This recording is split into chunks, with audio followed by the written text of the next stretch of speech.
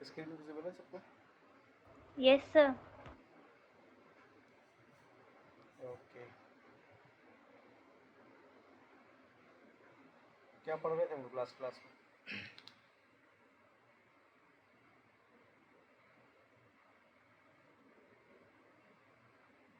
Class में क्या क्या पढ़े थे हम लोग? पैथोलॉजी पढ़े थे, सेल इंजरी पढ़े थे। ठीक है।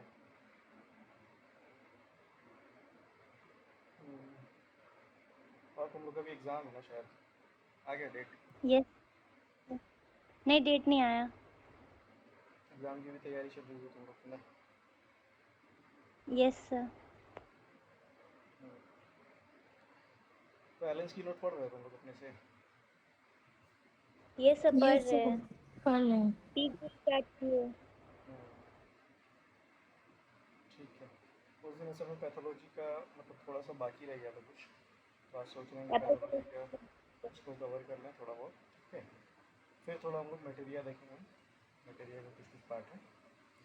ठीक है, क्योंकि वो फिर लिंक टूट जाएगा, पैथोलॉजी वाला जो चल रहा था।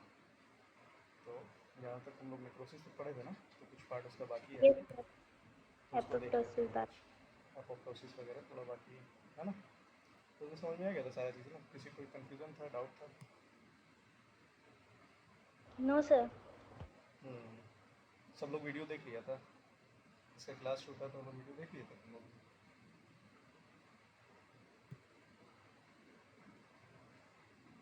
चलो ठीक है।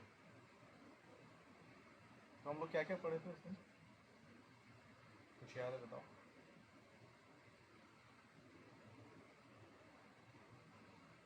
सेल इंजरी में पढ़े थे, एडेप्टेशन पढ़े थे, इरिवर्सिबल होता है सेल इंजरी। उसमें सेल इंजरी रिवर्सिबल में पढ़े थे, ब्लेब्स के बारे में, और क्या पढ़े थे और याद है हमको। सर हमने टाइप्स ऑफ नेक्रोसिस भी पढ़े थे कि केशियस होता है, उसके बाद लिक्विफैक्टर्स होता है, गैंग्रेनस होता है। ठीक है, सारा चीज़ समझ में आ गया था सबको? Yes sir. कहीं तो कोई इशू नहीं हुआ था? ठीक है। तो एक चीज़ हमको बताओ कि नेक्रोसिस जो था, है ना, नेक्रोसिस हम लोग पढ़ रहे थे, नेक्रोसिस क्या था? मतलब कि प्रोग्राम सेल डेथ है कि कैसा, किस तरह का डेथ था वो? तो ये लोकलाइज सेल डेथ है, प्रोग्राम सेल डेथ तो एपोप्टोसिस ठीक है। और 5 टाइप का नेक्रोसिस है। तो एपोप्टोसिस आज हम लोग देखेंगे। एपोप्टोसिस का मतलब क्या होता है? पहले तो मतलब ये होता है, जैसे हम लोग नेक्रोसिस पढ़े थे ना, तो नेक्रोसिस में क्या हो रहा था कि धीरे धीरे सेल का साइज ग्रो कर रहा था, है ना, स्वेलिंग हो रहा था, उसके बाद उसका मेम्ब्रेन रप्चर होके डेथ हो जा रहा था, है ना? ये चीज़ हम लोग देखे थे।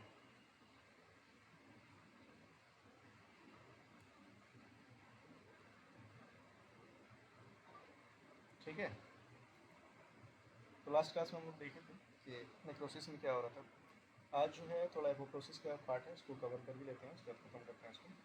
पहला चीज़ जो है, एपोप्टोसिस का मतलब क्या होता है? देखो, एपो एपो अलग है और टोसिस अलग है। ठीक है, इसी से मिलकर बना है एपोप्टोसिस। टोसिस का मतलब सबको पता है ना, गिरना। ठीक है, वैसे बहुत से मेडिसिन में है ना, टोसिस ऑफ आई लीड्स। कौन कौन से मेडिसिन में है, याद है किसी को?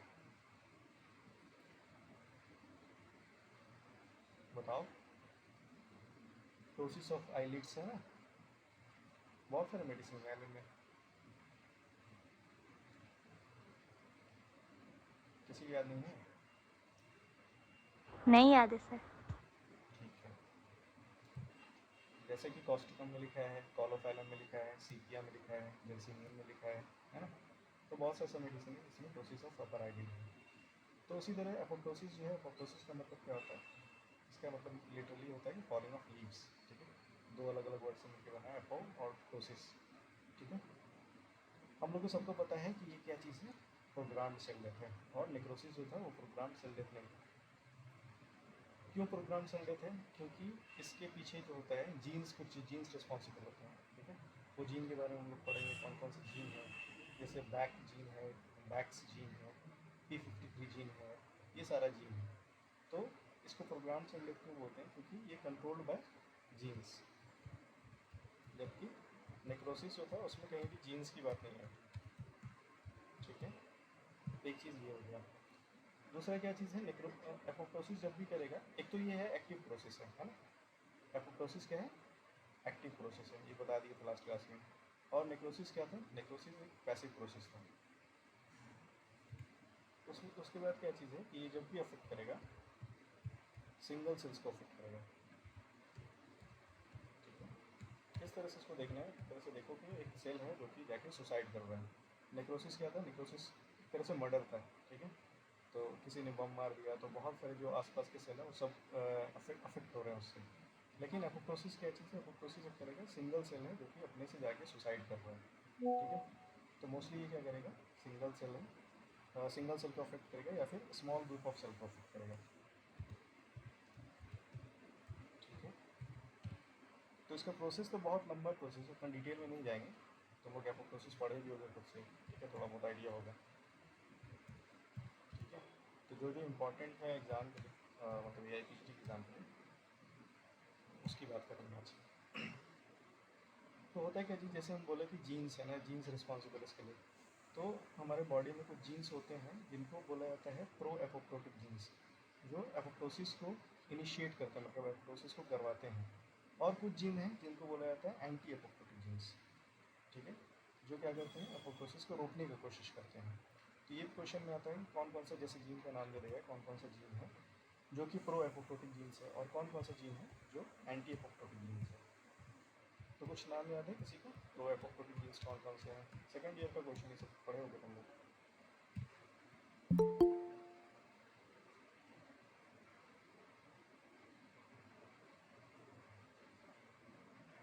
ठीक है,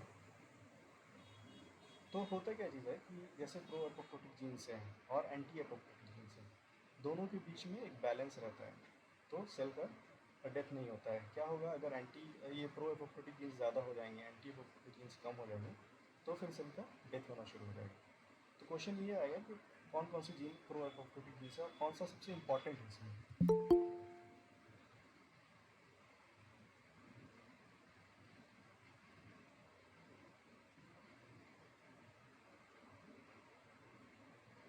ठीक है, तो प्रो एपोप्टोटिक जीन्स जैसे है, एक नाम है इसका बैक जीन, ये सब नाम याद रखना है।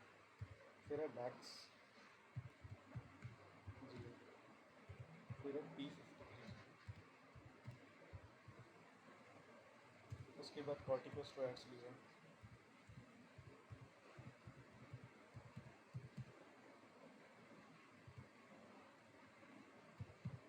BCL-X5 भी है। तो ये सारे जीन जो हैं ये रिस्पॉन्सिबल किस चीज़ के लिए है, एपोप्टोसिस करवाने के लिए, सेल का डेथ करवाने के लिए ये सारे जीन रिस्पॉन्सिबल है। इसमें सबसे इंपॉर्टेंट जो है वो है P53, ये चीज़ याद रखना है आपको कि P53 जीन जो है ये मोस्ट इम्पॉर्टेंट है।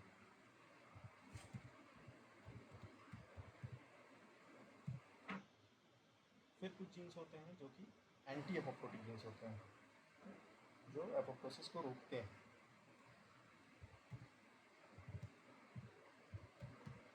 उसको मेरे को स्लाइड नहीं बना पाया हम, क्योंकि बहुत सा काम था आज। कल मेरा ये है डॉक्यूमेंट वेरिफिकेशन के जाना है, तो सारा काम उसमें लगा हुआ है। खैर, लेकिन आज इसको ख़त्म कर देंगे जल्दी से।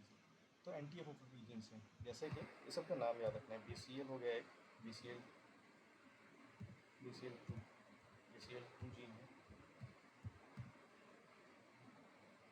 देन BCL-XL है, देन MCL1 है, सेक्स स्टेरॉइड्स है। ठीक है, तो ये सारा जीन जो है, ये सारा जीन क्या करता है, इसमें भी BCL2 जीन जो है सबसे ज़्यादा इंपॉर्टेंट है। Most important anti apoptotic jeans क्या है, वो BCL2 है। तो जब भी दोनों के बीच बैलेंस रहेगा, जैसे एंटी एपोप्टोटिक जीन्स है, प्रो एपोप्टोटिक जीन्स है, दोनों के बीच अगर बैलेंस है तब तक सब चीज़ सही है। लेकिन अगर ये सारा जीन जो प्रो एपोप्टोटिक जीन्स है ये ज़्यादा अगर स्टिमुलेट हो जाएगा तो सेल एपोप्टोसिस की तरफ जाना शुरू कर देगा। ठीक है, इसमें सबसे इंपॉर्टेंट कौन सा है, P53 ज़्यादा इंपॉर्टेंट है प्रो एपोप्टोसिस। और जो एंटी एपोप्टोटिक जीन्स है उसमें BCL2 जीन जो है ये ज़्यादा इंपॉर्टेंट है। तो क्वेश्चन भी यहाँ से रहेगा, ये ऑल एक्सेप्ट क्वेश्चन रहेगा। तो एंटी एपोप्टोटिक जीन्स को याद रखना। तो इसमें देखो सारे जीन्स में क्या है, एल है, BCl2 है, फिर BClXl है, MCl है, ठीक है। तो सब में क्या है, एल है। और इसमें देखो प्रो एपोप्टोटिक जीन्स में कहीं भी एल नहीं है, बैक है, बैक्स है, पी है, ठीक है। सिर्फ ये BClX5 है, ठीक है। और BClXl जो है ये क्या है, एंटी एपोप्टोटिक जीन्स है। तो इसको निमोनिक्स ऐसे याद रख सकते हो कि जितना जिसमें भी एल है, ठीक है। एल से क्या याद रखना हम लोग को, एल से लो या फिर लोअर, ठीक है। तो जो सारा जीन्स जिसमें एल है, ठीक है, वो क्या करता है, एपोप्टोसिस को नहीं होने देता है, एपोप्टोसिस को कम करता है, एपोप्टोसिस को लो करता है, ठीक है। तो आइदर BCl2 होगा या फिर BClXl होगा या फिर MCl होगा या फिर सेक्स स्टेरॉइड्स है, ठीक है। तो ये एक्सेप्शन है, ये एक बार क्वेश्चन में आया हुआ था इसलिए यहाँ पे डाले गए हैं। तो ये जितना भी जीन है ये क्या करेगा, एपोप्टोसिस को रोकने की कोशिश करेगा, ठीक है। और दोनों के बीच जब तक बैलेंस है तब तक चीज़ें सही है, ठीक है। उसके बाद क्या चीज़ है कि एपोप्टोसिस हम लोग पढ़ गए कि स्मॉल ग्रुप ऑफ सेल्स को अफेक्ट करता है, जबकि नेक्रोसिस जो है लार्जर ग्रुप ऑफ सेल्स को अफेक्ट करता है, ठीक है। और हम लोग क्या पढ़े थे कि नेक्रोसिस क्या था, नेक्रोसिस हमेशा पैथोलॉजिकल होता है ना, ये पढ़े थे हम लोग। लेकिन एपोप्टोसिस क्या चीज़ है, बोथ पैथोलॉजिकल भी हो सकता है, फिजियोलॉजिकल भी हो सकता है, ठीक है। पैथोलॉजिकल फिजियोलॉजिकल का एग्जांपल बताओ कुछ। सर आरबीसीज का मैंने लास्ट टाइम एग्जांपल दिया था। और एग्जांपल बताओ।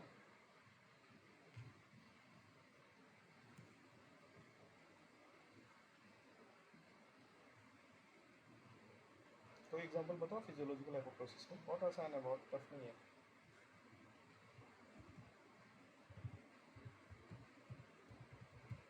ये तो समझ में आ रहा है ना कि एपोप्टोसिस क्या चीज़ है और नेक्रोसिस क्या चीज़ है, दोनों में तो डिफरेंस सबको समझ में आ गया, उसमें कोई कंफ्यूजन नहीं थी, नो सर, समझ में आ गया। ठीक है। तो फिजियोलॉजिकल एपोप्टोसिस जैसे क्या होता है, जैसे कि सपोज जब हैंड का डेवलपमेंट होता है या किसी भी ऑर्गन का डेवलपमेंट होता है उसको क्या बोलते हैं, ऑर्गेनोजेनेसिस, है ना, यस सर। ऑर्गेनोजेनेसिस, ठीक है।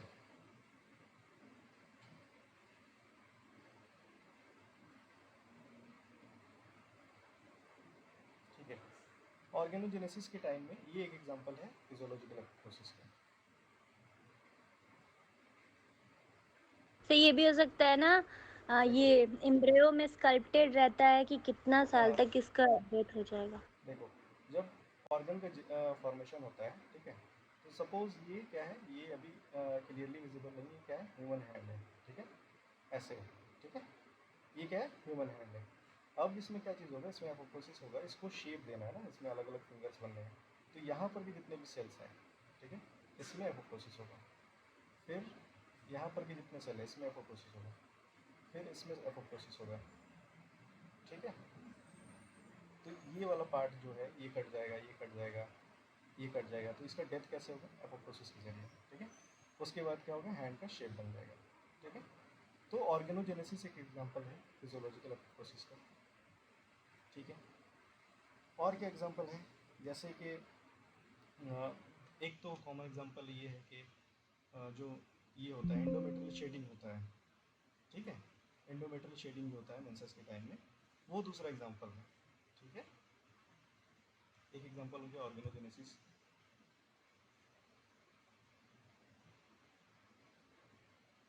दूसरा एग्जांपल क्या हो गया, एग्जांपल पूछ देगा एग्जाम में इसको, एंडोमेट्रियल शेडिंग, ये दूसरा एग्जांपल है वो प्रोसेस का, ठीक है। उसके बाद में मोस्टली यही एग्जांपल है। और फिर पैथोलॉजिकल एपोप्टोसिस जो होता है, पैथोलॉजिकल एपोप्टोसिस कुछ एग्जांपल बताओ तुम लोग।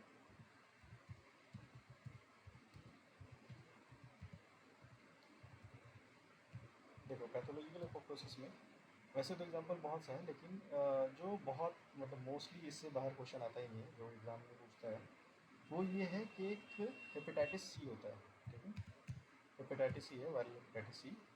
इसमें क्या होता है, इसमें कुछ स्पेशल स्ट्रक्चर्स देखने को मिलते हैं, कुछ स्पेशल टाइप के सेल्स देखने को मिलते हैं, ठीक है। ये भी क्वेश्चन रहता है, किसी को पता है कौन सा बॉडी मिलता है हेपेटाइटिस सी में, एक उसका नेम्ड बॉडी है जो सिर्फ हेपेटाइटिस सी में देखने को मिलता है, उसका नाम है कॉन्सिलमैन बॉडीज, ये एमसीक्यू पॉइंट है, इसको हाईलाइट मतलब इसको नोट करके रखना, कॉन्सिगनेंट बॉडीज। ठीक है, तो हेपेटाइटिस सी में जो ये हेपेटाइटिस सी इसका एग्जाम्पल पैथोलॉजिकल एपोप्टोसिस का, इसमें क्या मिलता है, कॉन्सिगनेंट बॉडीज देखने को मिलता है। इसी तरह से लाइकेन प्लानस एक कंडीशन है, उसमें सिवेट बॉडीज देखने को मिलता है।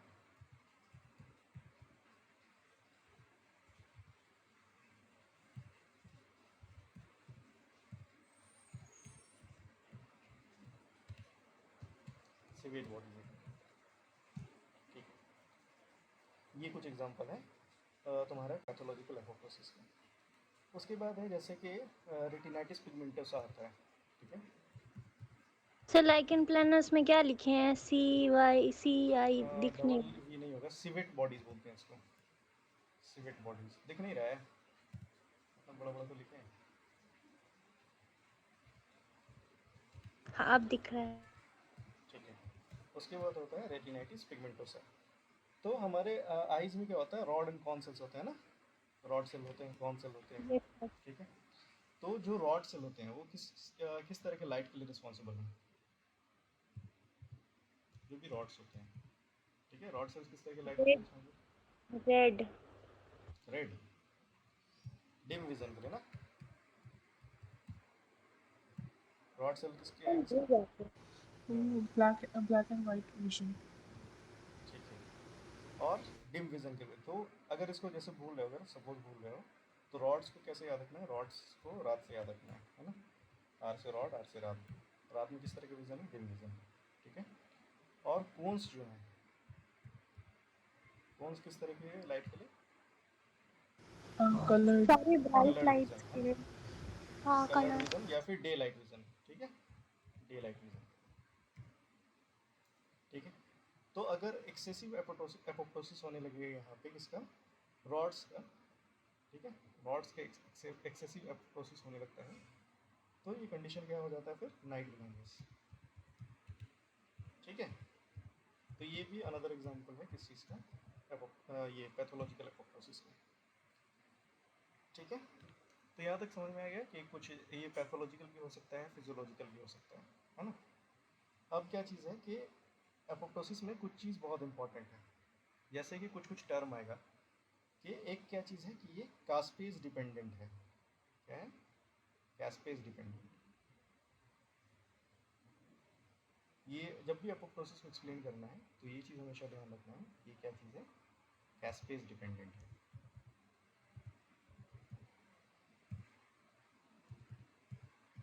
एपोप्टोसिस को अगर कुछ एक्सप्लेन करता है तो यही चीज़ एक्सप्लेन करता है, कास्पेज डिपेंडेंट।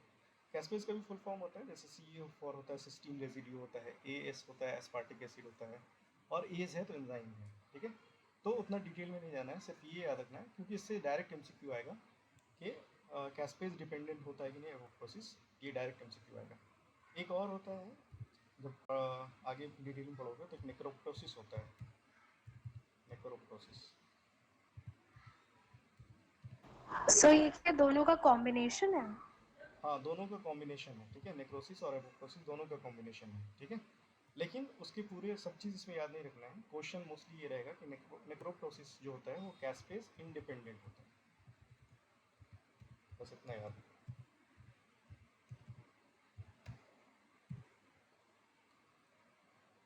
ठीक है, ये बहुत इंपॉर्टेंट है, कैस्पेज डिपेंडेंट एपोप्टोसिस में और नेक्रोप्टोसिस में कैस्पेज इंडिपेंडेंट। अब ये यहाँ पे ये बताओ तुम लोग कि यहाँ पे सेल का साइज जो है एपोप्टोसिस में वो क्या होगा, कैसा होगा, इंक्रीज होगा कि श्रिंक करेगा, सेल का साइज कैसा होगा, नेक्रोसिस पढ़ा चुके हैं बताओ। हमसे श्रिंक करेगा, हाँ, सेल का साइज क्या होगा, श्रिंक करेगा, श्रिंक करेगा। सेल का साइज क्या होता है, श्रिंक करता है। नेक्रोसिस में हम लोग क्या देखे थे, नेक्रोसिस में क्या हो रहा था कि धीरे धीरे, पहले तो क्या हो रहा था, स्ट्रक्चर चेंज नहीं होता, हाँ, फिर धीरे धीरे वो। पहले रिवर्सिबल में हम लोग क्या देखे थे कि हाइड्रोपिक स्वेलिंग हो रहा था, स्वेलिंग हो गया बहुत यस सर। ज़्यादा, ठीक है। और यही अगर फिर भी इस पे स्ट्रेस, कांस्टेंट स्ट्रेस पड़ रहा है, तो धीरे धीरे क्या होता था, इसका मेम्ब्रेन रप्चर करना शुरू करता था और कैल्शियम का इन्फ्लक्स होना शुरू होता था, है ना, ठीक है। लेकिन एपोप्टोसिस में क्या चीज़ हो रहा है, एपोप्टोसिस में ऐसा नहीं हो रहा है। एपोप्टोसिस में क्या चीज़ हो रहा है, सेल का साइज जो है वो श्रिंक कर रहा है। क्यों? क्योंकि ये जो है मेनली जीन रिस्पॉन्सिबल है ना इसके लिए, बता चुके। ठीक है, अब देखोगे जब भी एपोप्टोसिस की बात होगी तो एक चीज़ ध्यान में देना है कि इसका जो होता है कुछ जीन्स जैसे कि रिस्पॉन्सिबल होते हैं, मैंने बता दिया कि जीन्स रिस्पॉन्सिबल होते हैं, ठीक है, और कैस्पेस डिपेंडेंट होता है। ठीक है, तो जब भी किसी तरह का स्ट्रेस उसको मिल रहा है, ठीक है, या तो वो स्ट्रेस इंटरनल स्ट्रेस हो सकता है या फिर एक्सटर्नल स्ट्रेस हो सकता है, किसी भी तरह का स्ट्रेस हो सकता है, तो जब भी एपोप्टोसिस होगा ये दो तरह से होगा। इसका जो पैथोलॉजी होगा, पाथवे होगा, दो पाथवे होगा, एक इंट्रिंसिक पाथवे होगा और एक एक्सट्रिंसिक पाथवे होगा। ठीक है, लेकिन दोनों पाथवे में पूरा डिटेल में नहीं जाना, दोनों पाथवे में हमको ये चीज़ याद रखना है कि जो कैस्पेज है,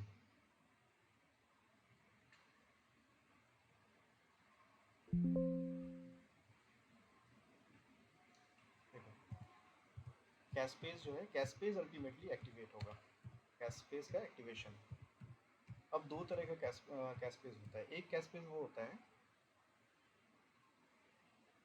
एक कैस्पेज उस वो होता है जो कि इनिशिएट करता है, एपोप्टोसिस में क्या करेगा, शुरुआत करेगा। ठीक है, इनिशिएट करेगा। और एक कैस्पेज होगा वो क्या करेगा, एग्जीक्यूट करेगा। ठीक है, तो क्या करेगा, एक क्या होगा कि सेल को पकड़ेगा, ठीक है, उसको जो भी बोलो बलि चढ़ाने ले जाएगा, और एक जो है उसका बलि चढ़ाएगा, तो एग्जीक्यूट करेगा।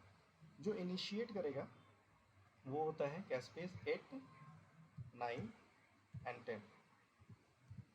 ठीक है, और जो एग्जीक्यूट करेगा वो होता है कैस्पेज 3, 6 और 7। तो ये चीज़ याद रखना है। ये सारा एमसीक्यू जितना भी बता रहे हैं वो सारा एमसीक्यू पॉइंट ही है। ये कुछ कैस्पेज होगा वो क्या करेगा, इनिशिएट करेगा, और कुछ कैस्पेज जो होगा एग्जीक्यूट करेगा। तो इनिशिएट करेगा कौन कौन सा, 8, 9 और 10, और जो एग्जीक्यूट करेगा वो कौन कौन सा है, 3, 6, 7। ये चीज़ है। ठीक है, उसके बाद कुछ पाथवे होता है कि इंट्रिंसिक पाथवे होता है, एक एक्सट्रिंसिक पाथवे होता है। तो इंट्रिंसिक पाथवे में क्या होता है, इंट्रिंसिक पाथवे में जैसे इनिशिएट करने वाला बताया ना, एग्जीक्यूट तो चलो दोनों पाथवे में सेम होगा, लेकिन एक्सट्रिंसिक पाथवे में समझ में आ रहा है। आज हम स्लाइड बना नहीं पाए इसलिए तो मुझे थोड़ा दिमाग के ऊपर से जा रहा होगा। अभी तक समझ में आ रहा है या कुछ समझ में आ टफ लग रहा रहा है। है? ठीक है, आ रहा है सब। ठीक है। तो जो एक्सट्रिंसिक पाथवे है इसमें क्या होगा, कारण जो है बाहर का कारण होगा, एक्सट्रिंसिक काउज होगा। ठीक है, और यहाँ पे जो कैस्पेज एक्टिवेट होगा वो कौन कौन सा होता है, 8 और 10। ठीक है, तो इसको कैसे याद रखना है, जैसे ई और एक्स है ना, एक्सट्रिंसिक में ई और एक्स है। ठीक है, ई से याद रखना है हम लोग को 8, और एक्स जो है ये तो रोमन में इसको क्या बोलते हैं, 10 ही बोलते हैं। ठीक है, तो एक्स इज डिनोट 10 को करता है। तो एक्सट्रिंसिक पाथवे में कौन कौन सा कैस्पेज एक्टिवेट होगा, 8 होगा और 10 होगा। ये चीज़ याद रखना है। और दूसरा है इंट्रिंसिक पाथवे में, बचा कौन सा, 9 ना, तो आई एन को 9 से याद रखना। कुछ है एग्जीक्यूट करेगा, एग्जीक्यूट कौन कौन से करेगा, 3, 6 और 7 एग्जीक्यूट करेगा।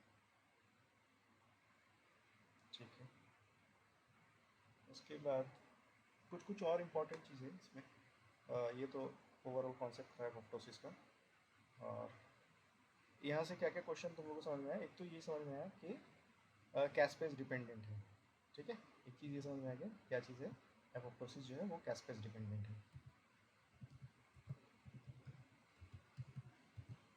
और कैस्पेस एक्टिवेशन करता है, इनिशिएट करता है कैस्पेस 8, 9, 10, एग्जीक्यूट करता है हम्म कैस्पेस 3, 6, हम्म 7। इंट्रिंसिक वाला पाथवे वाला 9 है और एक्सट्रिंसिक वाला 8 और 10 है। ठीक है, ये सारा जितना भी है सारा क्वेश्चन है, सारा एमसीक्यू सॉल्व करने में मिलेगा कहीं ना कहीं। उसके बाद क्या चीज़ है कि जैसे हम लोग पढ़े थे उसमें जो रिवर्सिबल सेल इंजरी था और इरिवर्सिबल सेल इंजरी था, तो रिवर्सिबल में मेन क्या हो रहा था, हॉलमार्क क्या था उसका, हाइड्रोपिक स्वेलिंग ना। और इरिवर्सिबल में क्या हो रहा था, क्या हो रहा था, मेन चीज़ क्या हो रहा था, हॉलमार्क क्या था इरिवर्सिबल सेल इंजरी का, कैल्शियम का इन्फ्लक्स, है ना, ये चीज़ हो रहा था। यहाँ पे भी क्या होगा, यहाँ पे जो है माइटोकॉन्ड्रिया कंट्रोल करता है। क्या होता है, एपोप्टोसिस को जो कंट्रोल करता है वो क्या करता है, माइटोकॉन्ड्रिया। तो माइटोकॉन्ड्रिया इज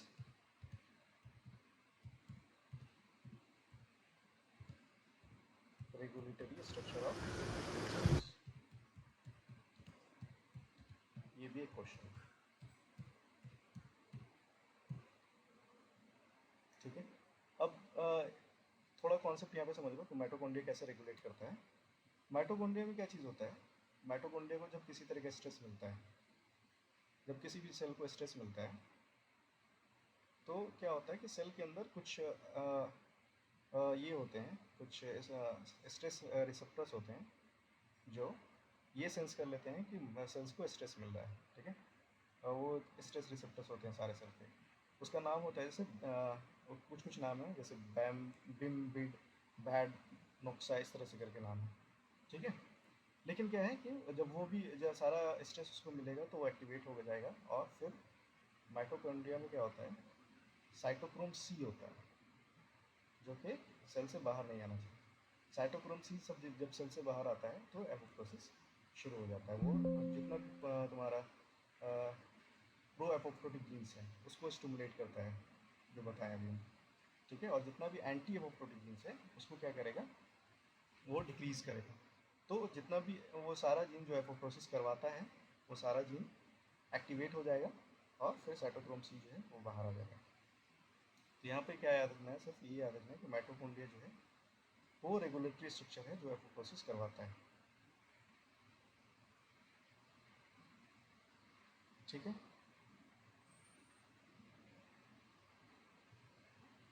उसके बाद है हम लोग क्या देखे थे कि इरिवर्सिबल सेल इंजरी में न्यूक्लियस में क्या हो रहा था, बताओ न्यूक्लियस में क्या हो रहा था, रिवर्सिबल में क्या हो रहा था और इरिवर्सिबल में क्या हो ये रहा हो रहा था, ये सर, ये इरिवर्सिबल में पिग्नोसिस कैरियोसिस क्राइसिस हो रहा था, था। और रिवर्सिबल में क्या हो रहा था, और सर रिवर्सिबल में sir clumping of nuclear chromatin ना, सर फ्रेगमेंटेशन हो क्लम्पिंग हो रहा था, क्लम्पिंग ना। कैरियोसिस। क्लम्पिंग हो रहा था सर। यस तो सर, क्लम्पिंग हो रहा था और इरिवर्सिबल में कंडेंसेशन। ठीक है, अब जो है कि एपोप्टोसिस में क्या हो रहा है, यहाँ पे भी कंडेंसेशन ऑफ न्यूक्लियर क्रोमेटिन हो रहा है। यहाँ पे क्या हो रहा है, कंडेंसेशन ऑफ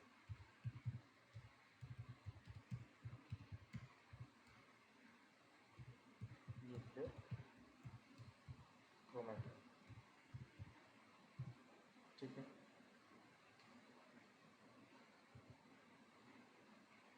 हम लोग देख लें एक्सट्रिंसिक पाथवे में कौन कौन सा एक्टिवेट हो रहा है, इंट्रिंसिक पाथवे में कौन कौन सा एक्टिवेट हो रहा है।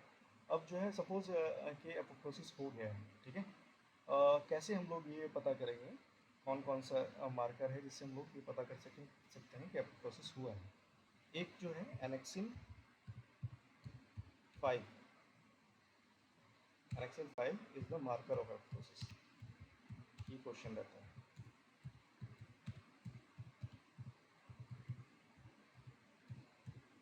एनेक्सिन 5 is the marker of apoptosis. और कौन सा स्टेन यूज करते हैं, किसी को पता है कौन सा स्टेन यूज करते हैं एपोप्टोसिस में?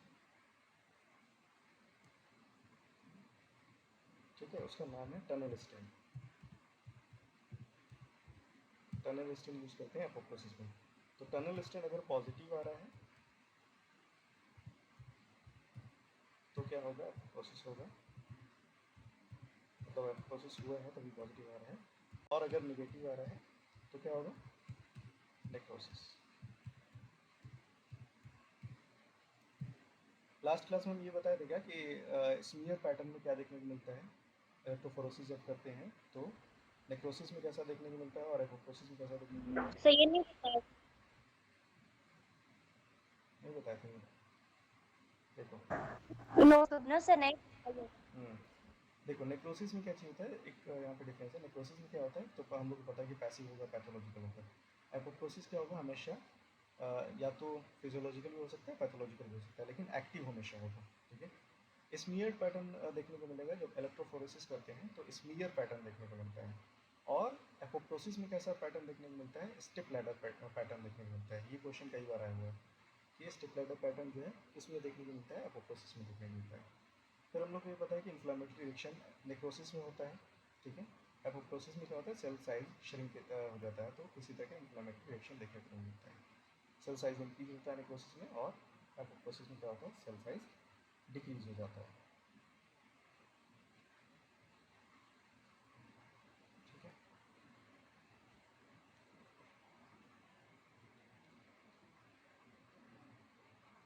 एपोप्टोसिस में इससे ज़्यादा फिर कुछ नहीं है।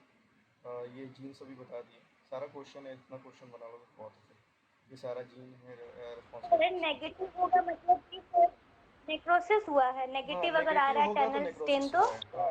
हाँ, अगर नेगेटिव आ रहा है तो नेक्रोसिस हुआ है, N for negative, N for necrosis, ठीक है। यहाँ पर ये चीज़ है, ये सारा जीन जो है, सारे जीन का नाम याद होना चाहिए। और जो मोस्ट कॉमन जीन है, जैसे BCL2 जीन जो है एंटी एपोप्टोसिस में मोस्ट कॉमन है, और जो प्रोटीन जीन्स में P53 जो है वो मोस्ट कॉमन है, ठीक है। इससे ज़्यादा कुछ है नहीं एपोप्टोसिस में,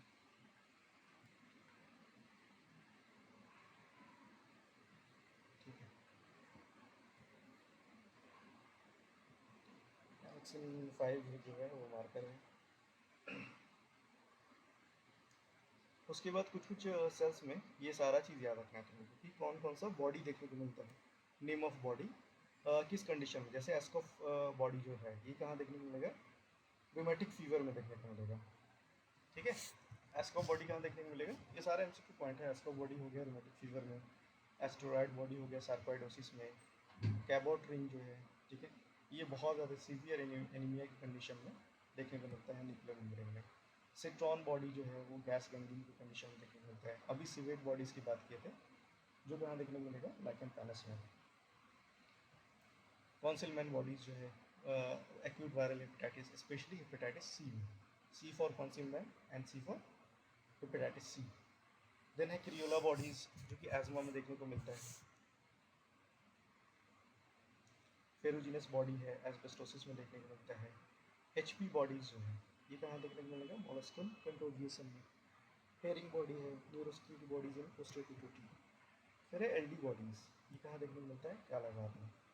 लेवी बॉडी है पार्किंसनिज्म में, नेगरी बॉडी है रेबीज में। तो ये सारा बॉडीज़ का नाम याद रखना है। कुछ सेल्स का नाम फिर आएगा, जैसे कि हर्थे सेल कहाँ देखने को मिलता है, फॉलिकुलर एडिनोमा ऑफ थायराइड में, वर्च्यू सेल लेप्रोसी में, Langerhans cell antigen presenting cell epidermis, ठीक है। और एक होता है लैंगहैन सेल, ठीक है, ये कहाँ देखने को मिलता है, TB में।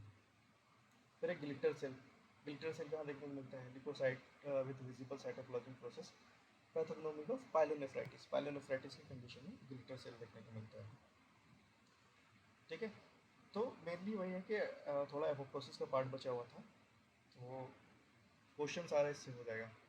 हालांकि है बहुत डिटेल में, तो किसी दिन बहुत अच्छे से और डिटेल में होगा। तो असल में अभी मेरे पास टैब है नहीं यहाँ पे, हम ड्रॉ नहीं कर पा रहे बहुत अच्छे से, ठीक है, तो वो पढ़ा देंगे। यहाँ पे समझ में आएगा ना, एपोप्टोसिस समझ में आएगा सबको, डिफरेंस समझ में आएगा, हाँ सर, यस सर। कोई कंफ्यूजन कहीं पे। मतलब क्वेश्चन जहाँ से नो बनेगा वो सर। सारा तो ऑलमोस्ट बता ही चुके हैं, क्वेश्चन तुम्हारे यहाँ से बन जाएगा। और कॉन्सेप्ट क्लियर करना है तो किसी दिन और अच्छे से टैब पे उसको ड्रॉ करके बताना पड़ेगा, तभी कॉन्सेप्ट क्लियर होगा। तो ड्राइंग हो नहीं पा रहा है जी मेरे से, सर। ठीक है। और तो थोड़ा सा, हाँ।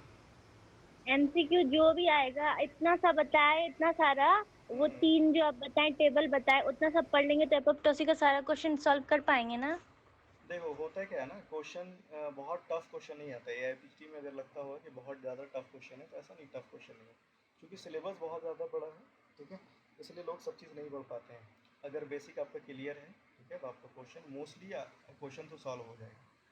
कुछ क्वेश्चन ऐसा रहता है, जैसे 80% क्वेश्चन तो ऐसा रहता है कि अगर किसी ने अच्छे से सिलेबस कवर किया है तो उसका सॉल्व हो जाएगा। तो वो जब सॉल्व करोगे तो पता चलेगा कि बहुत ज़्यादा टफ नहीं है। और कुछ क्वेश्चन ऐसा रहता है जो कि बहुत ही कॉन्सेप्चुअल रहता है और थोड़ा टफ रहता है और थोड़ा ट्रिकी क्वेश्चन रहता है, तो वो जो बना लेगा उसका रैंक बहुत अच्छा हो जाएगा। यही डिफरेंस होता है। और कुछ क्वेश्चन ऐसा होता है जो किसी से बनता ही नहीं, तो टॉपर लोग से भी नहीं बनता है। 10-12 क्वेश्चन तो ऐसा रहता है जो कि हर बार कुछ ऐसा नया दे देता है जो बनता ही नहीं किसी से। तो उतना डिटेल नहीं पढ़ना सब चीज़। मेनली ये है कि AIPHT क्रैक होना चाहिए, तो उसका बता ही चुके हैं कि मोस्टली तुम लोग कवर करो, होम्योपैथिक पार्ट कवर करो। और चूँकि एलाइड तो बहुत वास्ट है, तो कॉन्सेप्चुअल थोड़ा बहुत बीच बीच में बता देंगे, लेकिन जो चीज़ इंपॉर्टेंट है जैसे जो भी सेल्स इंपॉर्टेंट है वो सारा चीज़ देखना पड़ेगा। ठीक है, चलो थोड़ा यस मटेरियल देख लेते हैं, है ना। मटेरियल तो कुछ कुछ, क्योंकि बहुत दिन से मटेरियल नहीं हुआ है। तुम लोग का मटेरियल कैसा चल रहा है? सर, कंफ्यूजन है। कहाँ कन्फ्यूजन? फॉस्फोरस में वो जो हम भेजे थे ना, diarrhoea as anything inter the अच्छा ठीक है, रेक्टम, वो बता रहे समझ हैं। में नहीं। ठीक ठीक। और बाकी चल रहा है मटेरियल सबका? इस बार तुम लोग के टेस्ट में कैसा रहा, किस तरह का रहा? क्वेश्चन ठीक ठाक था? यस सर, क्वेश्चन तो आसान था। आसान था? सो मेरे लिए क्वेश्चन मतलब चैलेंजिंग थे, मजा आया मतलब क्वेश्चन सॉल्व करने में लास्ट टाइम के मुकाबले। ठीक है, अब थोड़ा मटेरियल देखेंगे हम लोग। कुछ कुछ बोरिक का पार्ट है जो कि एलन तो तुम लोग कर ही रहे हो। एलन में यहाँ पे फिर प्रॉब्लम होगा बीच बीच में पढ़ाने। थोड़ा मटेरियल देख लो।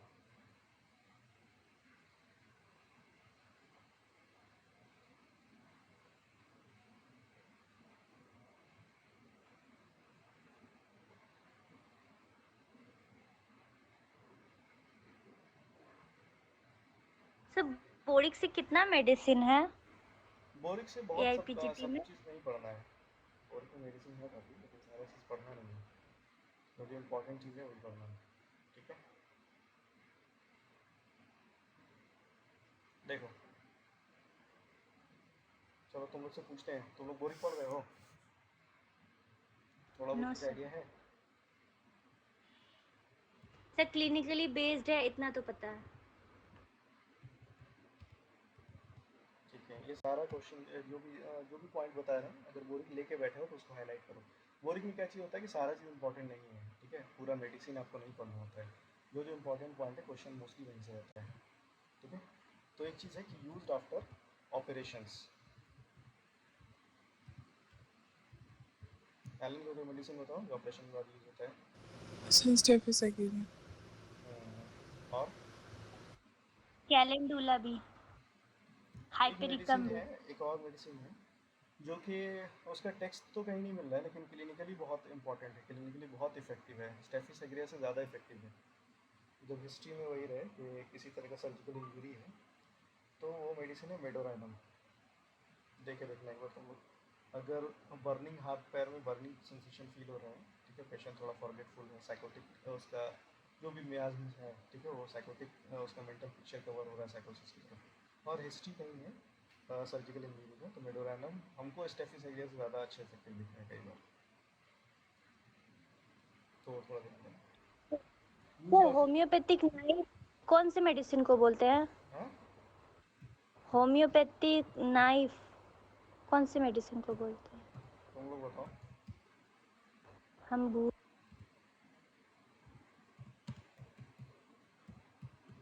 Surgeons knife.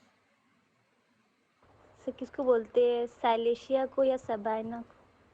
सबाइना को क्यों बोला? Felicia. सबाइना को क्यों बोला? सबाइना में कहीं है ऐसा? नो सर, हम भूल गए, पूरी तरह से भूल गए। ठीक है, सालिशिया को बोलते हैं ना। साइलेशिया को बोलते हैं ना, हाँ। इसमें लिखा हुआ है, एसके दुबे में लिखा हुआ है। एसके दुबे पढ़ोगे ना, एसके दुबे में लिखा हुआ है ये चीज़। ठीक है, चलो अभी यहाँ फोकस करो। Used after operations, tendency to adhesion is reduced. किसी का ऑपरेशन हुआ है, ठीक है, और वहाँ पे जो स्किन है उसके अंदर एडेसिव टेंडेंसी होना चाहिए ना, तो कुछ दिन में जुड़ जाना चाहिए। ठीक है, तो टेंडेंसी टू एडेशन जो है वो ख़त्म हो चुका है। कौन सा मेडिसिन है? गेस करो, और क्लिनिकली देखे देखना, बहुत अच्छा इफेक्टिव है सर, मेडोराइनम। ना। मेडोराइनम बोले तो मेडोराइनम ही, कैलकेलिया, कैलकेलिया फ्लोर। ठीक है, used after operation, tendency to adhesion is reduced, calcarea fluor. देखे देखना, हम तो देखे देखे थे कॉलेज में, मतलब यहाँ नहीं दिए थे, कटिहार में दिए थे। अच्छा इफेक्टिव है, और ये एमसीक्यू पॉइंट ऑफ व्यू से भी बहुत इंपॉर्टेंट है। इसका कुछ कुछ और लाइन है। तुम लोग बोरिक लेके बैठे हो क्या अभी?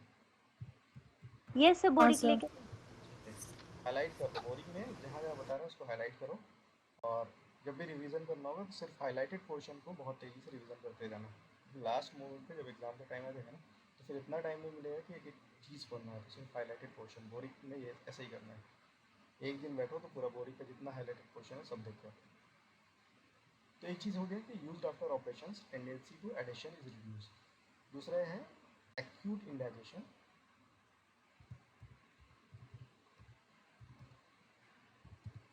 फ्रॉम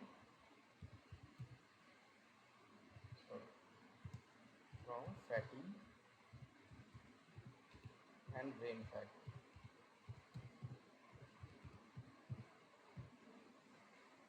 ये भी है कैलकुलेट फ्लो में इंपॉर्टेंट लाइन है।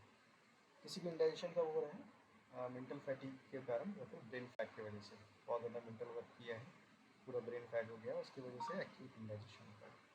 ये कैलकुलेट फ्लो बहुत इंपॉर्टेंट है। कैलकुलेट फ्लोर को हमेशा किस चीज़ का चिंता रहता है? मेंटली कैसा रहता है कैलकुलेट फ्लोर, बताओ।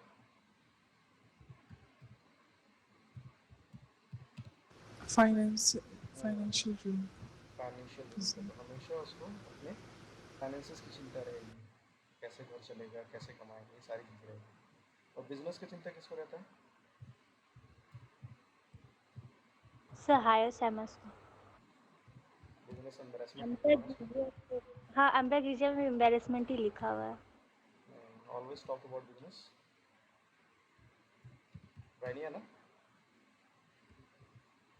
Yes, sir.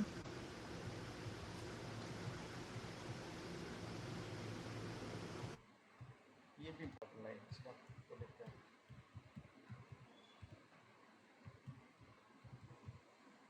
Chronic lumbago aggravated on beginning to move and रोटेड ऑन कंटिन्यूड मोशन। ठीक है, किसको आराम मिलता है कंटिन्यूड मोशन से? और कौन सा मेडिसिन है? मोस्ट कॉमन मेडिसिन कौन सा है? Instructs. रेस्टेक्स। ठीक है, तो क्रॉनिक लंबागो में बहुत इफेक्टिव है कैलकुलेट फ्लो, बहुत ज़्यादा इफेक्टिव है। मतलब जब भी देना है किसी पेशेंट को तो एक कॉन्स्टिट्यूशनल मेडिसिन के साथ कैलकुलेट फ्लो 6x में दिया जा सकता है उसको खाने के लिए। ये लाइन इंपॉर्टेंट है, 3 लाइन। एक क्या चीज़ है? Use after operation tendency to addition is reduced. Operation के बाद जो है एडिशन का जो टेंडेंसी है वो कम हो गया है। Then acute indigestion from fatigue and brain fat. Then chronic lumbago aggravated on beginning to move unlimited on continuing motion. ठीक है, अच्छा किस में लिखा हुआ है headache with great loss of hair? ये बोरिक का लाइन है। बोरिक तुम लोग पढ़ रहे हो थोड़ा सा भी अपने से कुछ? देखो बोरिक अगर पढ़ना है तो सक्सेस में शुरू में सक्सेस में भी दिया हुआ है, कायदा में भी दिया हुआ है, बोरिक का कुछ कुछ इंपॉर्टेंट है तो वहाँ से पढ़ो। बोरिक का पूरा बोरिक लिखे मत देखो, वो सारा लाइन पढ़ो। तो जैसे सपोज कुछ लाइन यहाँ छूट भी जाएगा तो हो सकता है वहाँ से भी कवर हो जाए। Headache with great loss of hair,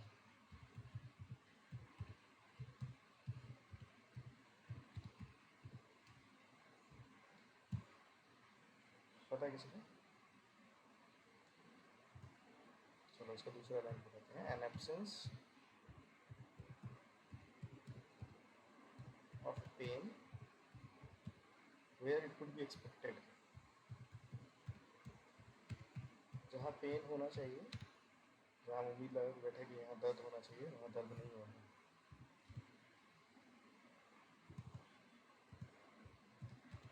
चलो एक मिनट देते हैं कि ये मेडिसिन जो है बहुत ज़्यादा ओवर ईटिंग की वजह से इसमें सारा प्रॉब्लम होता है। बहुत ज़्यादा ओवर ईटिंग की वजह से, over eating and over heating दोनों है इसमें एलन में।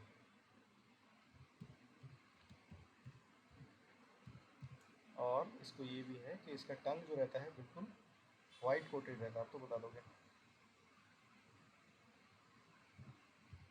एंटीमटाट में वाइट कोटेड टंग, अल्लाह हम गलत बोल रहे एंटीमटैट के एंटीम क्रूड, हैं। एंटीम एंटीम एंटीम क्रूड में क्या चीज़ होता है? देखो एंटीम क्रूड के सब क्वेश्चन है। एक तो इसको प्रॉब्लम होता है ओवर हीटिंग से, ठीक है, बहुत ज़्यादा गर्मी की वजह से, ठीक है, और ओवर ईटिंग से। ये दो चीज़ याद रखना, ओवर हीटिंग से भी प्रॉब्लम होता है, ओवर ईटिंग से भी प्रॉब्लम होता है। ठीक है, ये दो चीज़ एंटीम क्रूड में। टंग बिल्कुल वाइट कोटेड रहेगा, ठीक है। और क्या रहेगा? मेंटली पेशेंट कैसा रहेगा? बहुत ज़्यादा पोएटिक, है ना, गाना वाना गाएगा मूनलाइट में, ठीक है। तो ये जितना लाइन है ये बोरिक का इंपॉर्टेंट है ये सारा। Headache with great loss of hair, an absence of pain where it could be expected is noticeable. Eczema with gastric derangement, किसी को गैस्ट्रिक डिरेंजमेंट के साथ क्या हो रहा है? एक्जिमा हो रहा है, ठीक है। तो गैस्ट्रिक डिरेंजमेंट तो हमेशा एंटी इंक्लूडिंग मिलेगा, सारा चीज़ उसका गैस्ट्रिक डिरेंजमेंट बहुत ज़्यादा रहता है ना। टंग बहुत ज़्यादा कोटेड वाइट रहेगा, हेडेक रहेगा with great loss of air, ठीक है, हेडेक भी हो रहा है, साथ में क्या हो रहा है, ग्रेट लॉस ऑफ एयर। और ये वाला line, an absence of pain where could be expected is noticeable, ये बहुत इंपॉर्टेंट लाइन है एंटी क्रूड। तो ये वाला भी लिखा हुआ है एंटिम क्रूड में, बोरिक में, एन एब्सेंस वाला। नहीं मिला बोरिक में? सर नहीं मिल रहा है सर, कोई नहीं, समझ में बाद नहीं में आ रहा ढूंढ कौन लेना, से वाले चाहिए। बाद में ढूंढ लेना, ठीक है, ये स्लाइड जब भेजेंगे स्लाइड से मिला के ढूंढ लेना, ठीक है। हाँ सर मिल गया। हम्म। चलो कौन सा मेडिसिन है, ड्रॉप्सी के लिए दो मेडिसिन बताओ तुम लोग, ड्रॉप्सी जो होता है उसके लिए दो मेडिसिन बताओ। Sir, Epis एपिस, ठीक है, और और एपोसाइनम। तुमको तो मटेरियल क्लास लेना पड़ेगा क्या? yes. मटेरियल तुम लोग को बहुत वीक है, और मटेरियल ही रैंक डिसाइड करेगा, ये चीज़ याद रखना। बाकी सब चीज़ ठीक है, अलाइड हो जाएगा और सारी चीज़ें भी हो जाएंगी, लेकिन मटेरियल बहुत भूलने वाले सब्जेक्ट है, और स्पेशली एलन के नोट काफ़ी भूल होगी, और सिर्फ एलन नहीं करना है, एलन के साथ हम लोग को बोरिक भी देखना है, ठीक है। तो जैसे एपिस Yes, है sir. और एपोसाइनम दोनों मेडिसिन है हमारे किस चीज़ के लिए, ड्रॉप्सी के लिए, है ना। तो दोनों में क्या डिफरेंस है, कैसे डिफ्रेंशिएट करते हैं दोनों को?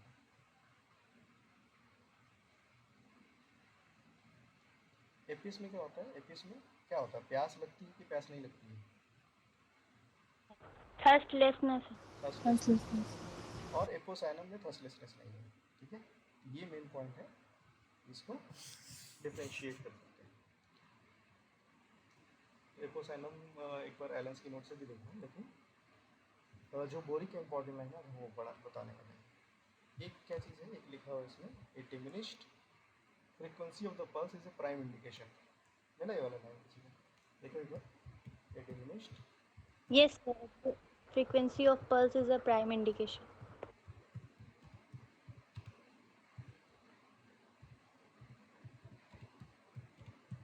Is prime indication. दूसरा लाइन है इसमें, माइट्रल एंड ट्राइकेस्पिड रिवेजिटेशन, इसको वेरी वेरी इंपॉर्टेंट लाइन है, इसको हाईलाइट करके वहाँ पे लगा दो, very very important, mitral and ट्राइकेस्पिड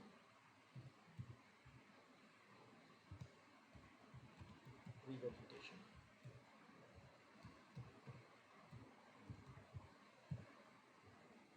ठीक है। और एक लाइन है, voluntary motion of one arm and one leg, एक आर्म और एक लेग का वॉलेंट्री मोशन है,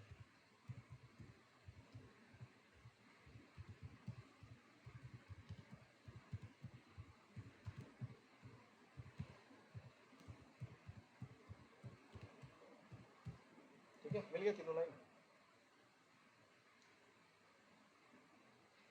क्या होगा कि पल्स जो है काफ़ी कम हो जाएगा, diminished frequency of pulse prime indication, mitral and tricuspid regurgitation very important, voluntary motion of one arm and one leg, ये तीनों इंपॉर्टेंट है यहाँ से।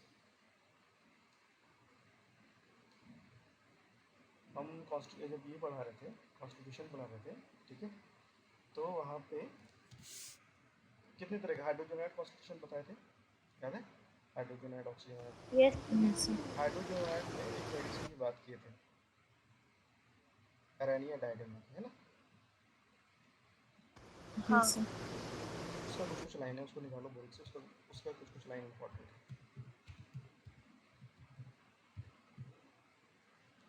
एक ये है कि all symptoms of this medicine are characterised by periodicity and coldness and great susceptibility to dampness.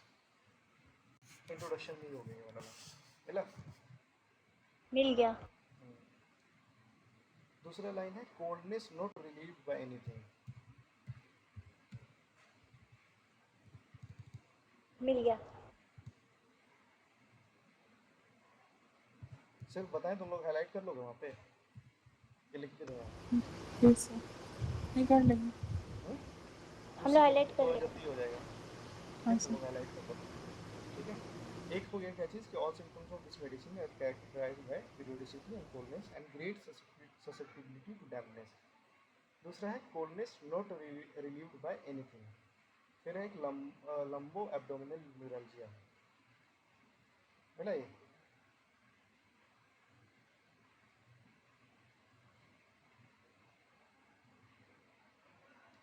और एक लाइन है colic returns at the same hour. Yes, sir. ये सारा लाइन यहाँ पे इम्पोर्टेंट है।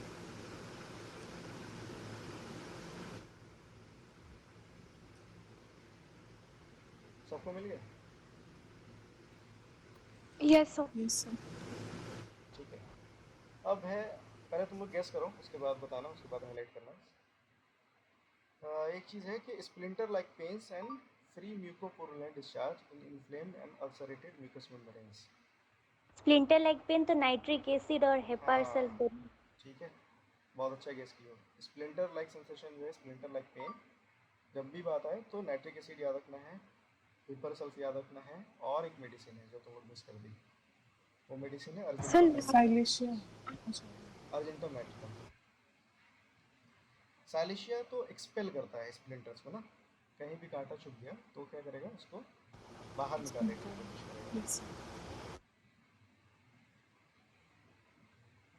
तो ये वाला लाइन किस में ये लिखा लाइन जो हुआ है? है ये है अर्जेंटम नाइट्रिकम में, ठीक है। अर्जेंटम नाइट्रिकम में भी स्प्लिंटर लाइक पेन बहुत ज़्यादा इंपॉर्टेंट, जैसे कि हिपर सल्फ हो गया, नाइट्रिक एसिड सबसे पहले रखो, देन अर्जेंटम नाइट्रिकम को रखो, देन हिपर सल्फ को रखो, ठीक है। तो splinter like pains and free mucopurulent discharge in inflamed and ulcerated mucous membrane, मिल गया?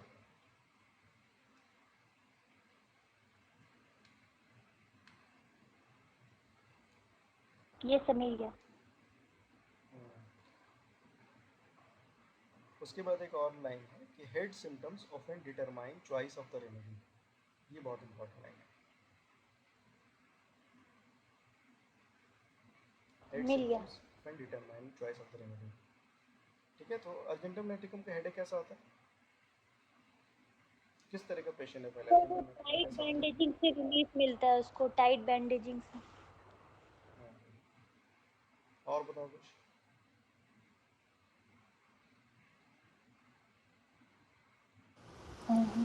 Half of the brain is between होता है, sir. किस तरह का पेशेंट है अर्जेंटम नाइट्रिकम? बहुत ही nervous disposition. तो तुम लोग सारा चीज़ ठीक बोले, हेमिग्रेनिया वगैरह ठीक है, लेकिन इसमें सबसे इंपॉर्टेंट लाइन क्या चीज़ है कि एक एक्सपेंशन का सेंसेशन फील होता है ना, कि सब चीज़ एक्सपैंड कर रहा है ना, एक ये वाला सेंसेशन है। Yes, sir. तो ये चीज़ हमेशा ध्यान रखना है, एक्सपेंशन वाला सेंसेशन फील हो रहा है, headache congestive with fullness and heaviness with sense of expansion, sense of expansion को हाईलाइट करो। तो हम जैसे पहले बोल रहे हैं कि मटेरियल जब भी पढ़ो तो उसको कुछ ना कुछ ट्रिक से याद रखो, ठीक है। तो क्या हो रहा है, हेडेक क्या हो रहा है, एक्सपेंशन, ठीक है, एक्सपैंड कर रहा है, भागा जा रहा है, ठीक है। और अर्जेंटम नाइट्रिकम का पेशेंट भी कैसा होता है, हर जगह जल्दी पहुंच जाएगा, हर जगह भागता फिरेगा, है ना। स्टेशन जाना है, बस पकड़नी है, आधा घंटा पहले पहुंच जाएगा, बहुत ज़्यादा नर्वस, बहुत ज़्यादा हैस्टी, इस तरह का रहेगा ना पेशेंट। Yes sir. सारा चीज़ चलेगा तेज़ी तेज़ी, हरीड रहेगा बहुत ज़्यादा, ठीक है। तो उसका हेडेक भी कैसा हो रहा है, वो भी एक्सपैंड कर रहा है, हेडेक भी भाग रहा है एक तरह से, सेंस ऑफ एक्सपेंशन, ठीक है। और कोई भी चीज़ भाग रहा है तो उसको क्या करेगा, रोकने की कोशिश करेगा ना। कैसे रोकेगा, हेड अगर एक्सपैंड हो रहा है तो कैसे रोकेगा उसको, टाइट बैंडेज करके, टाइट बैंडेज। है ना। तो टाइट बैंडेज याद रहेगा, एक सिम्टम से तुम्हारा 3-4 सिम्टम कनेक्ट रहेगा तो याद रहेगा, ठीक है। तो क्यों बोले कि head symptoms of an determine choice of the remedy, सारा सिम्टम हो गया हेड सिम्टम्स, ये लिखा हुआ बोर्ड में। स्प्लिंटर लाइक पेन्स वाला हो गया। और है एक चीज़ कि symptoms of incoordination, loss of control and want of balance everywhere, mentally and physically, trembling in affected parts, मिला ये रहा।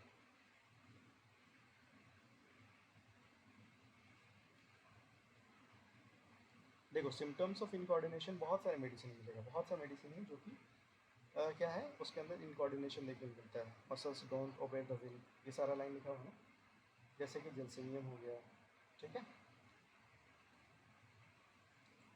लेकिन हाँ सर मिल गया। अर्जेंटम नाइट्रिकम में क्या लिखा हुआ है कि सिम्टम्स ऑफ इनकोऑर्डिनेशन, साथ में वहाँ पे मेंटली एंड फिजिकली, ये line important, want of balance everywhere mentally and physically. ये सिर्फ अर्जेंटम नाइट्रिकम में लिखा है। सबको मिल गया? Yes sir. ठीक है। उसके बाद है diarrhoea after maple sugar and from change of weather. कौन सा मेडिसिन है? Diarrhoea from sugar, sugar desire किसको है? सल्फर को, अर्जेंटम नाइट्रिकम को। ठीक है। और किसको? लाइकोपोडियम भी है ना? लाइकोपोडियम और सल्फर। अगर क्लिनिकली देखा जाए तो लाइकोपोडियम और सल्फर को स्वीट्स का बहुत ज़्यादा डिजायर है। ठीक है, लेकिन यहाँ पे क्या क्वेश्चन है कि जैसे अर्जेंटम नाइट्रिकम को स्वीट्स का डिजायर भी है और उससे प्रॉब्लम भी हो रहा है। ठीक है। और ये जो लाइन लिखा हुआ है डायरिया आफ्टर मैपल शुगर, ये चीज़ इंपॉर्टेंट है। ये कहाँ मिलेगा? कैलकेरिया सल्फ में। Calcarea shells में. हाँ, Yes sir. कैलकेरिया सल्फ में। उसको हाईलाइट करो। और भी कुछ लाइन है उसमें।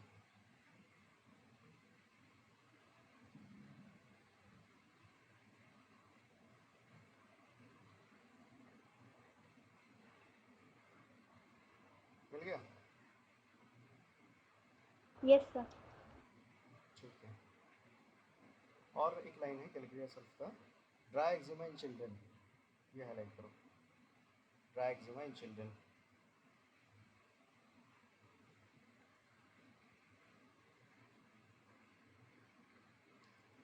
उसके बाद एक और लाइन है mucus discharges are yellow thick and lumpy.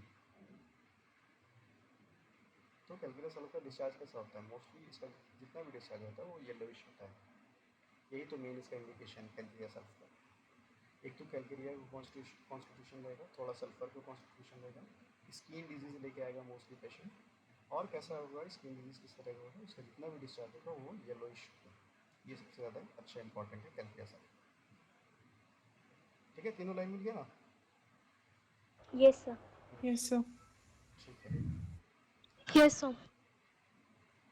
Conversion preceded by gastro intestinal symptoms. Cuprum ars निकालो बोर्ड में।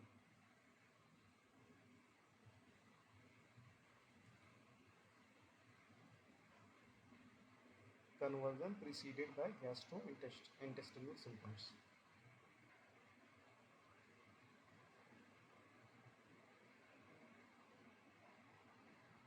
मिल गया। ठीक है। उसका कुछ और लाइन है, उसको हाईलाइट करो। एक हो गया कि नेफ्राइटिस ऑफ प्रेगनेंसी।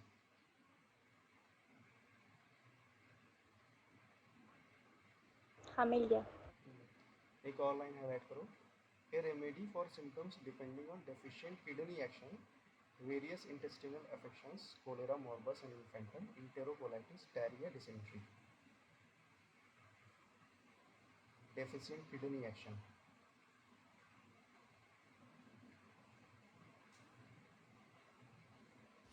हाँ sir, first line.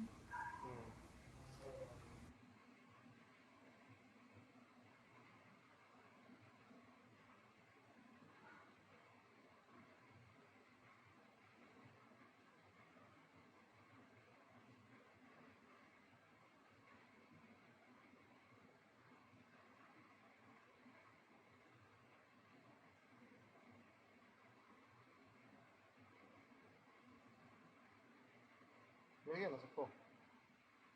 Yes sir. Yes sir. ठीक है। उसके बाद बोरी का बहुत सा है, अभी तो बहुत कम मेडिसिन बताएं। चलो कुछ चीज़ें लिखो, जैसे अर्टिकेरिया में कुछ हाईलाइट करो, या तो कॉपी में लिख लो, इसको हाईलाइट करने की जरूरत नहीं, कॉपी में भी लिख लो ज़्यादा अच्छा रहेगा। जैसे उस दिन पढ़ाए थे कि क्रॉनिक अर्टिकेरिया इन चिल्ड्रन, ये पूछे भी थे। इसमें लिखा हुआ है chronic urticaria in children. Apis में. नहीं, अर्ट कोपाइवा। का यूरिन। कोपाइवा। Copaiba. Okay. और बहुत इंपॉर्टेंट लाइन है, बोरिक का लाइन है सारा। सर फिर से बोलिए। क्रॉनिक अर्टिकेरिया इन चिल्ड्रन, बच्चों में हो रहा है, अर्टिकेरिया बच्चों में है। ठीक है, और chronic urticaria कोपाइवा।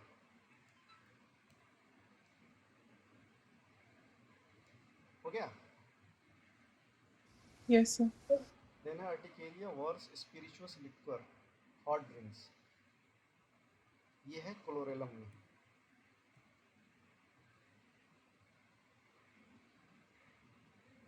Urticaria worse spirituous liquor hot drinks. कब हो रहा है अर्टिकेरिया?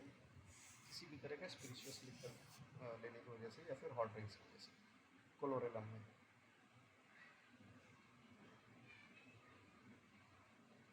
कोलोरेलम क्या बोले क्लोरेलम इसको?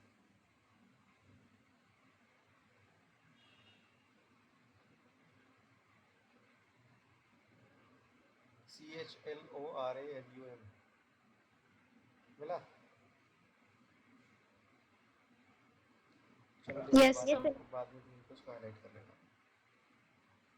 ठीक है, चलो ये तो तुम लोग बता दोगे। Urticaria with burning and restlessness कौन सा मेडिसिन हो सकता है? बहुत ज़्यादा बर्निंग, बहुत ज़्यादा रेस्टलेसनेस। आर्सेनिक। हाँ, आर्सेनिक। ठीक है, आर्सेनिक में मोस्टली क्या क्या रहता है? या तो बहुत ज़्यादा बर्निंग रहेगा, बहुत ज़्यादा रेस्टलेसनेस रहेगा, और प्यास कैसा रहेगा, थर्स्ट कैसा रहेगा? Large quantity of water, cold water. Large quantity. हाँ, आर्सेनिक में तो यही लिखा हुआ है ना। इतना कॉन्फिडेंस से आप बोलोगे तो हम भी भूल जाएंगे। सर सही बोल रहे, अभी 2 दिन पहले आर्सेनिक खाने से पहले देखे थे, हमको बहुत जोर से प्यास लग रहा था, बुखार हो गया था। लार्ज क्वांटिटी तो नहीं लिखा है, स्मॉल क्वांटिटी ऑफन लिखा हुआ है। क्या लिखा हुआ है? देखो, आर्सेनिक एल्बम में मोस्टली स्मॉल क्वांटिटी है, ठीक है। लार्ज क्वांटिटी ब्रायनी एल्बम में। तो सर कंफ्यूजन हो गया सर। कन्फ्यूजन नहीं होना। देखो कैसे याद रखना है कि आर्सेनिक एल्बम कैसा पेशेंट है? बहुत ज़्यादा रेस्टलेस है, बहुत ज़्यादा एंजियस है ना। तो सपोज कोई ऐसा इंसान है जो बहुत ज़्यादा घबराया हुआ है, बहुत ज़्यादा परेशान है, ठीक है। तो बार बार थोड़ा थोड़ा पानी पिएगा। एक बार में इतना घबराया हुआ है कि एक बार में ज़्यादा पानी नहीं पिएगा, थोड़ा सा पानी लेगा। सपोज किसी का वाइवा है, किसी का एग्ज़ाम आने वाला है, ठीक है, तो बार बार आएगा, बार बार थोड़ा पानी पीते जाएगा। आर्सेनिक एल्बम किस तरह का पेशेंट है? ब्रायनिया किस तरह का पेशेंट है? ब्रायनिया में रेस्टलेसनेस नहीं है मेंटली। ब्रायनिया में क्या चीज़ है कि उसका गला सूख रहा है, ठीक है, ड्राइनेस है ना, सारे म्यूकस मेम्ब्रेन का ड्राइनेस है। तो किसी का गला सूख रहा है तो वो क्या चाहेगा? पूरे गले को तर करना चाहेगा, एक बार में ढेर सारा पानी, है ना। अब क्लियर हो गया। आर्सेनिक को जब भी याद रखो तो ऐसा याद रखो कि बहुत ज़्यादा, बहुत बेचैन है, ठीक है। पानी भी पी रहा है तो एक बार में ऐसा नहीं कि बहुत पानी पी लेगा। पानी पी रहा है तो एक बार में थोड़ा पी रहा है, फिर थोड़ा टहल रहा है, फिर आ रहा है, फिर पानी पी रहा है, फिर जा रहा है, इस तरह का पेशेंट है, ठीक है। तो urticaria with burning and restlessness, arsenic album, ठीक है। और एक है urticaria appearing and disappearing suddenly with internal coldness. ये कौन सा मेडिसिन है? एंटीपायरिन, बोरिक का मेडिसिन, एंटीपायरिन। एंड अर्टिकेरिया क्या है? सडनली आ रहा है, सडनली जा रहा है, विथ इंटरनल कोल्डनेस।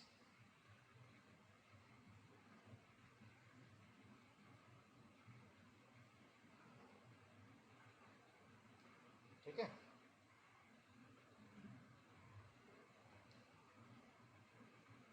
अर्टिकेरिया और होल बॉडी नो फीवर, यह है डलका मारा।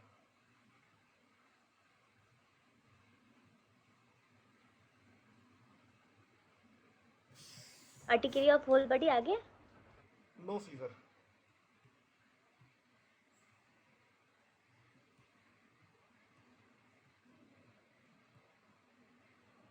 से लिख लिया।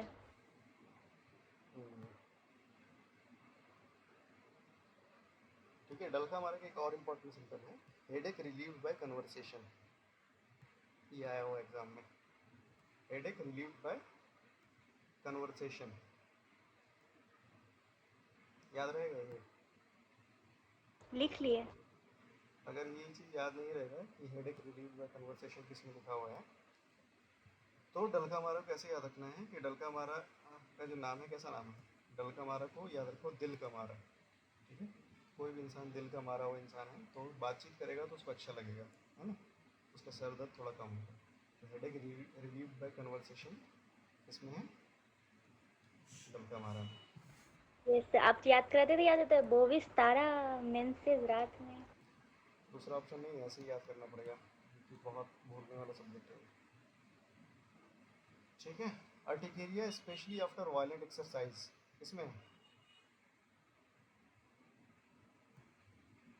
Urticaria specially after violent exercise,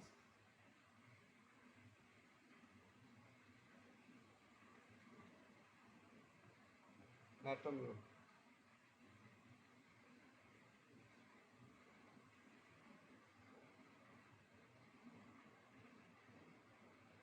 ठीक है। Yes sir. सो मेरे भी थोड़ा नेटवर्क इशू है, तो आउट ऑफ स्टेशन हूँ, तो मैं वहीं से ले लूँगी सर। क्या हुआ? आवाज़ नहीं आ रही। हाँ माही तो देगी। मेरा थोड़ा नेटवर्क इशू है सर। अच्छा, नेटवर्क इशू है। यस सर, तो मैं थोड़ा एग्जिट कर जाऊँ? हाँ कर लो, कोई नहीं।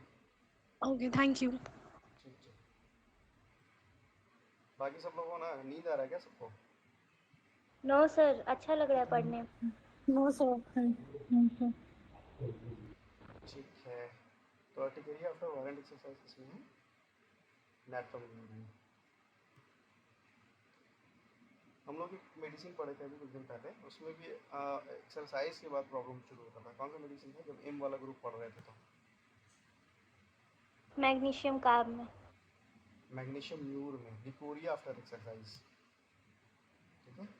नाइट्रोम्यूर में क्या है? अर्टिकेरिया आफ्टर एक्सरसाइज, और मैग्नीशियम म्यूर में क्या है? Leucorrhoea after exercise. तो ये चीज़ बोलो, इसलिए अब याद रहेगा फिर। ठीक है।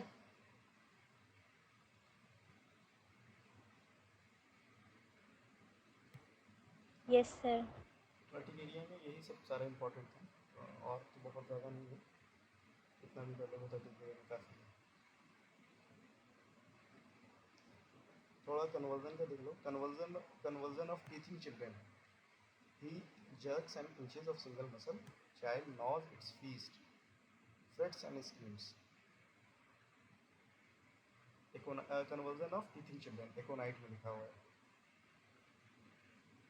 Convulsion of teaching children. He jerks and pinches of single muscle. Child gnaws its fist.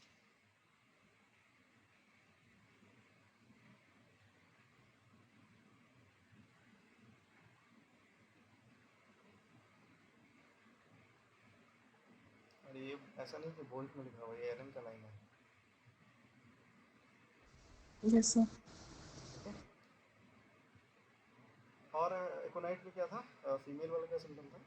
Amenorrhoea से related. Amenorrhoea in plethoric young girls. And plethoric young girls after fright or suppression of menses. Then है conversion from nervous excitement. किसमें है बताओ? Conversion from nervous excitement.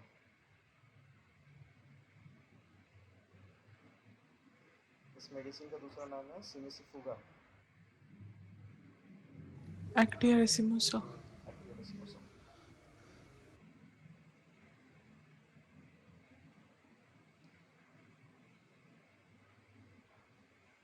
Epilepsy from suppressed eruption.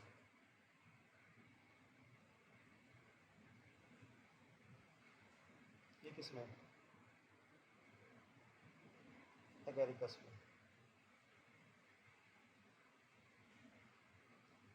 Sir एसिटारेस्मोसा वाला फिर से बोलिए ना। Conversion from nervous excitement. ये जितना भी है सब कहीं ना कहीं आया हुआ एग्जाम में, चाहे यूपीएससी में हो या फिर किसी और एग्जाम में। एक भी क्वेश्चन इसमें ऐसा नहीं है जो किसी एग्जाम में पूछा नहीं है। अदरवाइज तो बहुत से क्वेश्चन बन सकता है, लेकिन ये सारा पूछा हुआ क्वेश्चन इसके डाले हुए इसमें। Conversion from nervous excitement is actaea racemosa. दूसरा बताएं, epilepsy from suppressed eruption, agaricus.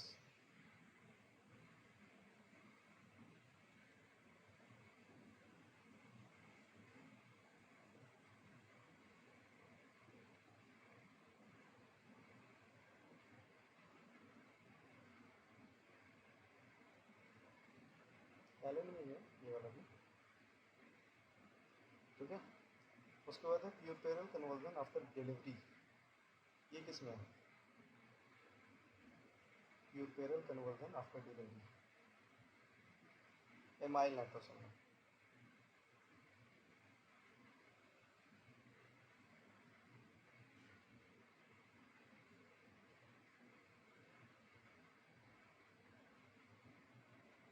जैसे अंडरलाइन कर लिया। बता देना हमको कि अंडरलाइन हो गया सकता है। ठीक है।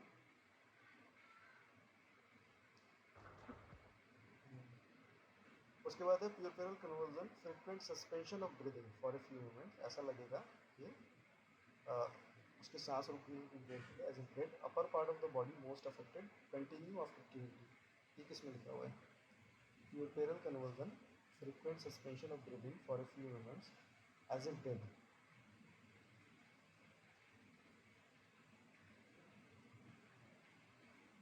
ये है तुम्हारा सिकुटा में।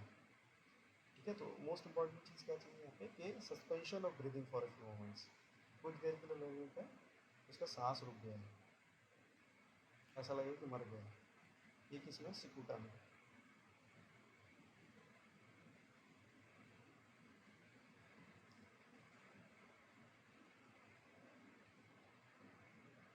ठीक है, आगे बढ़े। Yes, sir. चलो ये वाला बताओ, ये वाला गेस करो तुम। Conversion preceded by great restlessness. Conversion preceded by great restlessness किसमें हो सकता है?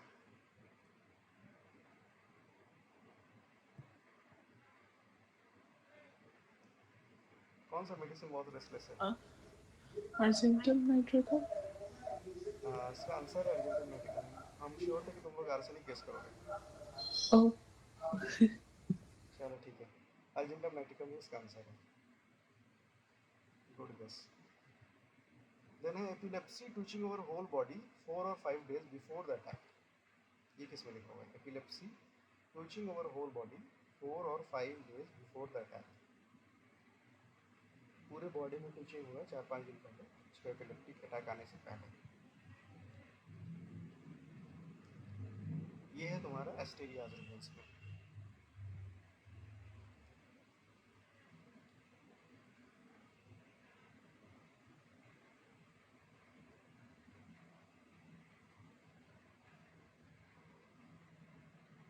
हो गया? सर कन्वर्जन एजेंटम नाइट्रिकम वाला बोरिक में है ना? ग्रेट रेस्टलेसनेस के साथ बोरिक में। इसमें असल में मिक्स करके दिए हुए हैं, कुछ एलेंस का लाइन भी है, कुछ बोरिक का लाइन भी है, इसलिए तुम लोग को थोड़ा डिफिकल्ट प्रॉब्लम। हाँ इसलिए लिख ले रहे हैं ऐसे कॉपी में से। हाँ लिख लो।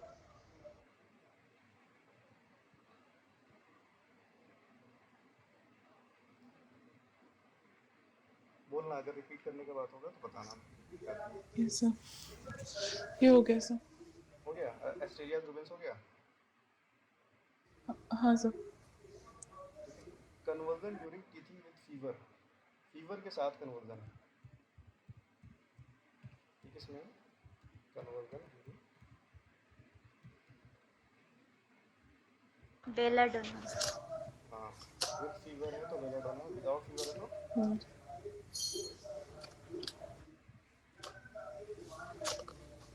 अगर विदाउट फीवर है तो कौन सा मेडिसिन है?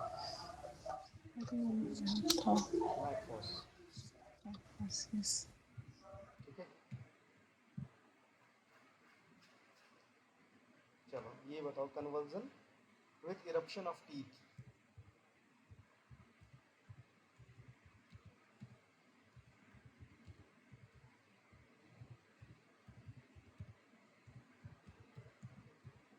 Conversion with eruption of teeth. चलो हिंट देते, ये मेडिसिन जो है बहुत ज़्यादा सिंपैथेटिक है, extremely sympathetic. Pulsatilla. Pulsatilla? Pulsatilla sympathetic नहीं है, पल्साटिला डिज़ायर सिंपैथी, उसको सिंपैथी चाहिए। ये सिंपैथेटिक है, ये दूसरों को बहुत ज़्यादा सिंपैथी देती है। कौन सा मेडिसिन सर है? फॉस्फोरस है क्या? हाँ एक तो फॉस्फोरस है, ठीक है। अच्छा, सिंपैथेटिक जब भी बात आएगी बहुत ज़्यादा एक्सट्रीमली सिंपैथेटिक है तो फॉस्फोरस है। और ठीक है कौन सा सर। मेडिसिन है ये? लेकिन फॉस्फोरस नहीं है। दो दो मेडिसिन हमेशा आती हैं सिंपैथेटिक में, एक फॉस्फोरस हो गया, कॉस्टिकम। दूसरा कॉस्टिकम हो गया। Causticum yes. कॉस्टिकम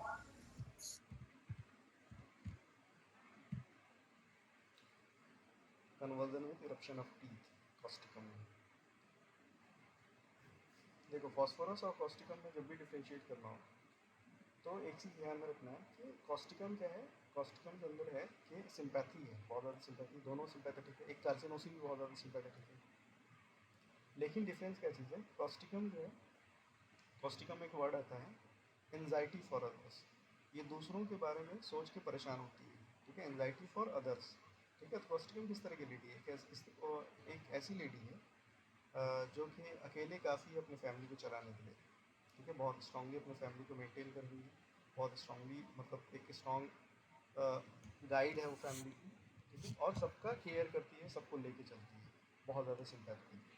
लेकिन फॉस्फोरस में क्या लिखा हुआ है, इस कॉस्टिकम में क्या बताएं, एंजाइटी फॉर अदर्स, दूसरों के लिए एंजाइटी बहुत ज़्यादा है। फॉस्फोरस में लिखा है एंजियस फॉर अदर्स, दोनों वर्ड मिलता जुलता लगेगा कि एंजाइटी फॉर अदर्स और एंजियस फॉर अदर्स दोनों सेम है, लेकिन दोनों में बहुत डिफरेंस है। फॉस्फोरस में क्या चीज़ है कि एंजियस फॉर अदर्स है, ये दूसरों का दुख फील कर लेता है, एग्जैक्टली सेम वो चीज़ जैसा उसके साथ होगा वो फील करेगा कि मेरे साथ भी ऐसा हो रहा है, ठीक है।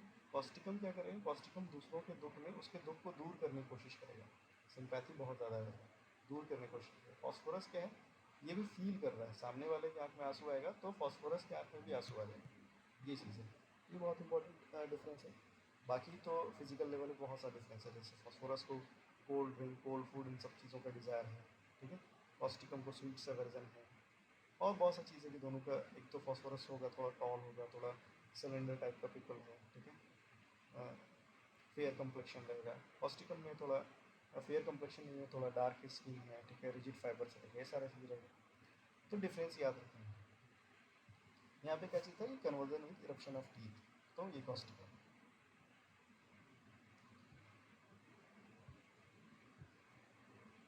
उसके बाद है epilepsy aura begins in knees and ascends, ये किसमें लिखा हुआ है, एपिलेप्सी में ऑरा का जो फॉर्मेशन होता है वो कहाँ से है, बिगिंस इन नीज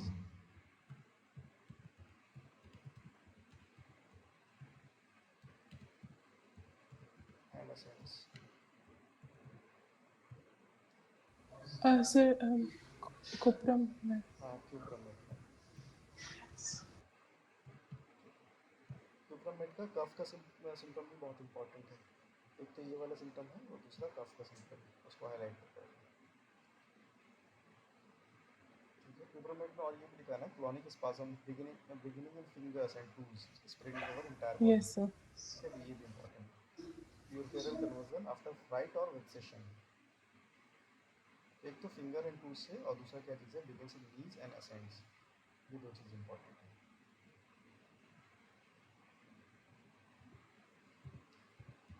ये कहाँ लिखा हुआ है, convulsion violent with frightful distortion of limbs and whole body with loss of consciousness removed from slightest touch noise jar, क्या चीज़ है, फ्राइटफुल डिस्टॉर्शन हो जा रहा है, कन्वर्जन में क्या हो रहा है, ये वर्ड याद रखना, फ्राइटफुल डिस्टॉर्शन,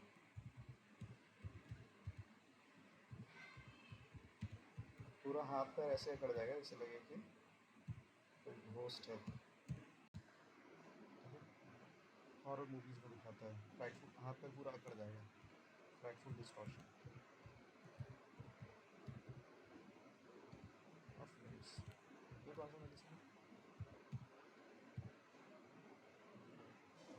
ये है स्पूटा,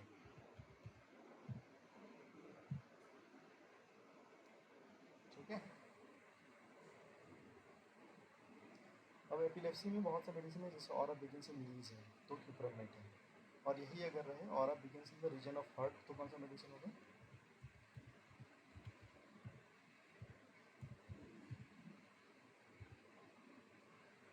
नहीं, begins in the felt, aura felt in the region of heart,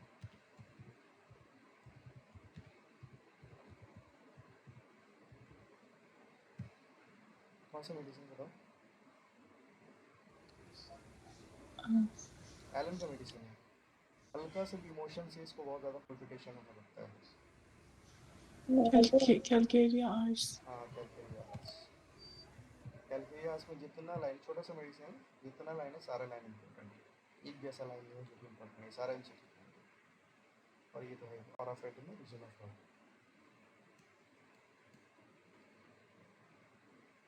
और है एक चीज़ की ऑरा, ये बताओ, एपिलेप्सी का ही है, एपिलेप्सी लिखी नहीं है, एपिलेप्सी का ही चल रहा है, ऑरा फ्रॉम ए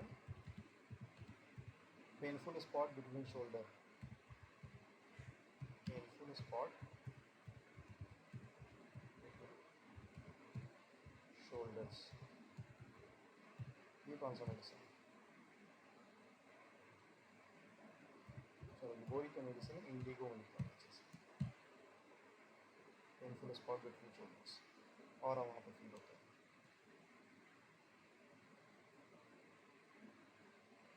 चलो ये बताओ कि convulsion of children from fright और the irritation of intestinal worms, ये किसमें लिखा हुआ है? कन्वर्जन जो है फ्राइट की वजह से या फिर इंटेस्टाइन में जो वॉर्म्स होते हैं उसके वजह से।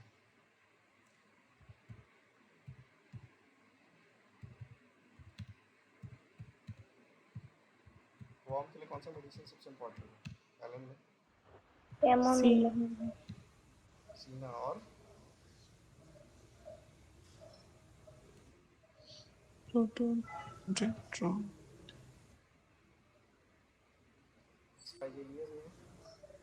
Spigelius. Conversion of children from fright, देखो ये वाला जो लाएंगे ये हायोसाइनस में लिखा हुआ है, convulsion of children from fright और the irritation of intestinal worms, ये है तुम्हारा हायोसाइनस में। ठीक है, हायोसाइनस किस तरह का मेडिसिन है? अच्छा ये बताओ हायोसाइनस में कैसे? Lascivious. हाँ, मैनिया होता है, 3 तरह का मैनिया होता है। Yes, sir. हायोसाइनस में कैसा मैनिया होता है? एस्विशियस, लसीवियस मैनिया। रिलीजियस मैनिया किसमें होता है? Stramonium. और वायलेंट मैनिया? Belladonna. ये तीनों में बीच में किसको रखा गया है? बेलाडोना को। बेलाडोना में बीच में रखा गया है, हायोसाइनस को बीच में रखा गया Hyosamus. है। इस बात पे कोई बहस नहीं होनी चाहिए कि किसको बीच में रखा गया है। ठीक है, BHS, belladonna, hyoscyamus and stramonium, no बहस। ठीक है, Alphabetical.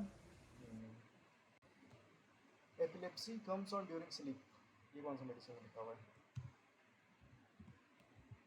कौन सा ऐसा मेडिसिन है जिसको सारा प्रॉब्लम जो है वो सो के उठेगा उसके बाद सारा प्रॉब्लम शुरू होगा?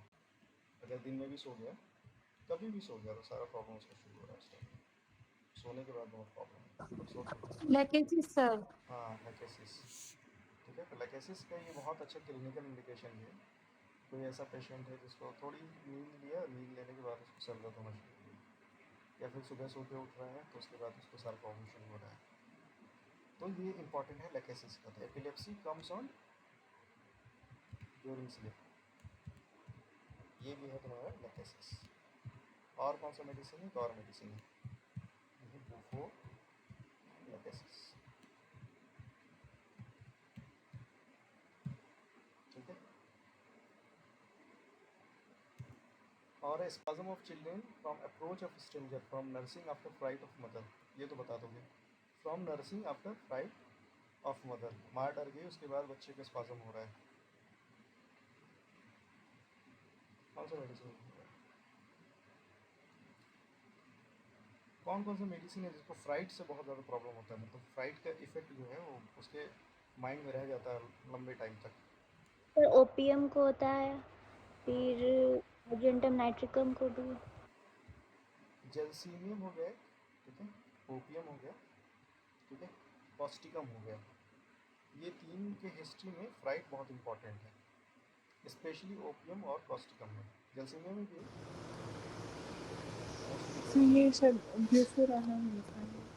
क्या चीज़, ये वाला लाइन, Nursing mother की बात. Spasm children from approach of stranger No, from nursing mother. From nursing after fright of mother, नहीं ये Yes. ओपियम का लाइन है, ये ओपियम का लाइन है। फ्राइट माँ डर गई उसके वजह से बच्चे को हो रहा है, और माँ अगर गुस्सा गई, एंगर हो गई, ठीक है, उसके बाद बच्चे में हो रहा है, तो वो है कैमोमिला। कैमोमिला को एक बार देखो, उसको भी हाईलाइट करना।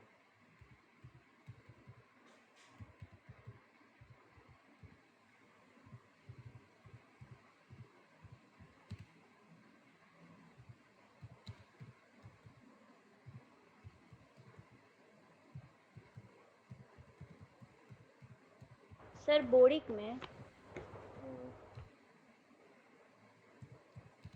हाँ बोरिक में। ये वाला रूम तो एलन में मिल जाएगा, राइट ऑफ मदर। एलन में लाइन है।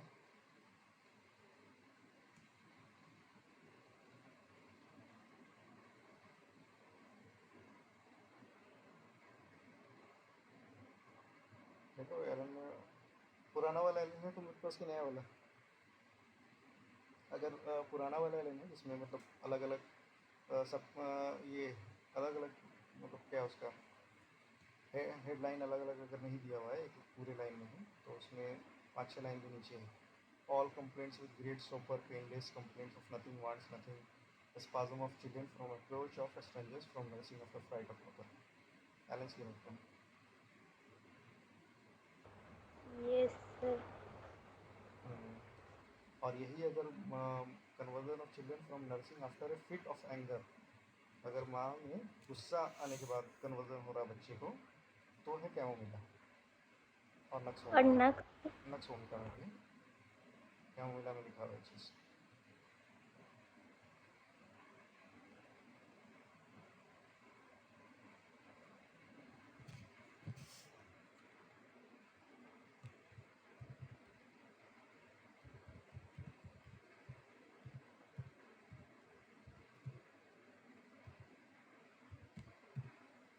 नींद तो नहीं आ रहा सबको, छोड़ दें क्या? मुंह से नहीं आ रहा नहीं। ठीक है बताना बड़ी जल्दी। उसके बाद हो गया 1-1.5 घंटा हो गया ऑलमोस्ट, या फिर मज़ा आ रहा तो बोलो और पढ़ाएंगे।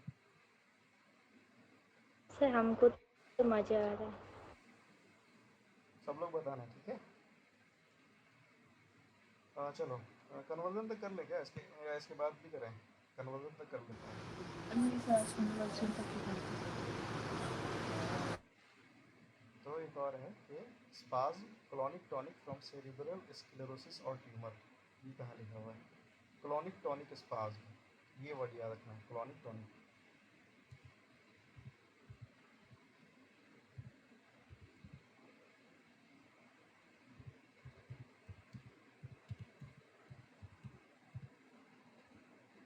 From cerebral sclerosis.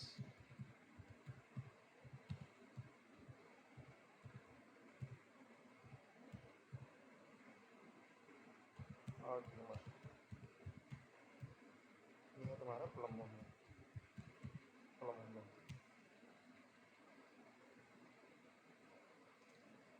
Conversion, conversion with consciousness, ये किस में लिखा हुआ है?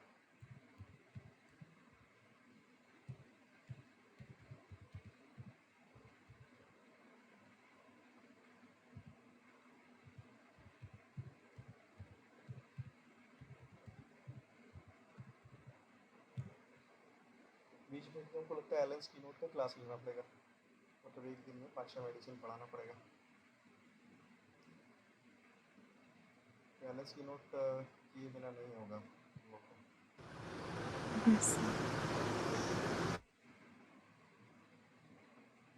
ये सब बहुत बेसिक क्वेश्चन है।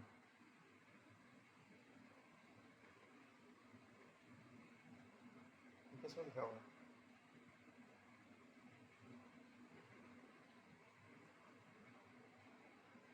ये नक्सोमी क्रम है ना? और कन्वर्जन विद अनकॉन्शियसनेस किसमें है सर? बताओ तुम लोग।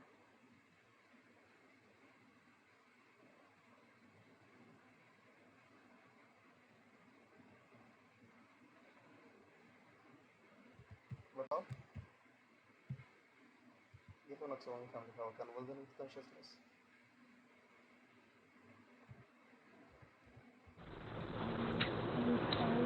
Difficult. कौन सा मेडिसिन है बेलाटोनिन?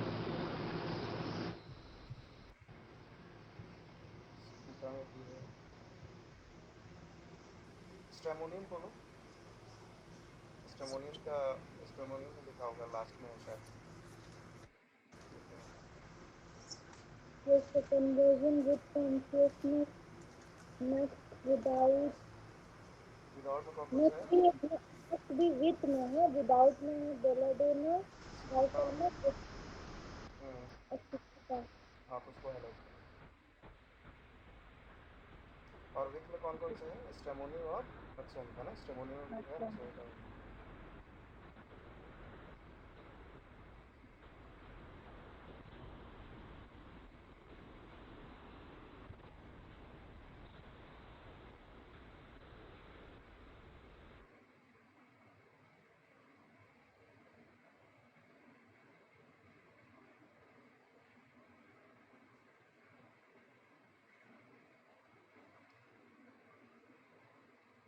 ठीक है,